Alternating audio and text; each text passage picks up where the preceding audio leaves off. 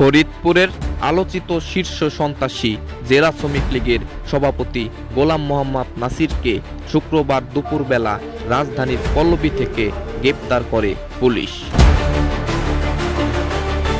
আজ শনিবার সকাল 11টায় তাকে ফরিদপুরের আদালতে নেওয়া হয়। আদালত তাকে জেল হাজতে পাঠান। বৈষম্য বিরোধী ছাত্র আন্দোলনের এক নেতার করা মামলায় তাকে গ্রেপ্তার করা হয়েছে।